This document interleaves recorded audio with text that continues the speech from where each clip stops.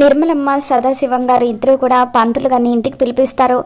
చిత్ర వినోద్కి శోభనం ఏర్పాటు చేయడానికి ఒక మంచి ముహూర్తం చూడమని నిర్మలమ్మ వాళ్ళు చెప్పడంతో పంతులు గారు పంచాంగం చూస్తూ ఉంటారు. ఇక సడన్గా ఆయన షాక్ అవుతూ ఉంటే, ఏంటి పంతులు గారు, ఏదైనా సమస్య అని చెప్పి బాగి అడుగుతూ ఉంటుంది. అవునమ్మా, పెద్ద సమస్యే. పెద్ద అబ్బాయికి పెద్ద కోడలికి శోభనం అవ్వకుండా చిన్న అబ్బాయికి శోభనం అవ్వకూడదు. అలా జరిగితే చిన్న కోడలి ప్రాణాలకు ప్రమాదం అని చెప్పి పంతులు గారు చెబుతారు. ఇక దాంతో బాగి అమర్కి ఈ విషయం చెప్పాలని ప్రయత్నిస్తూ డైరెక్ట్గా ఈ విషయం చెప్పలేక అమర్ తన దగ్గరికి వస్తూ ఉండగా సిగ్గుపడుతూ కావాలని గోడకి ఉన్న పెయింటింగ్ని దులుపుతున్నట్టుగా తన చీర కొంగుతో తుడుస్తూ ఉంటుంది.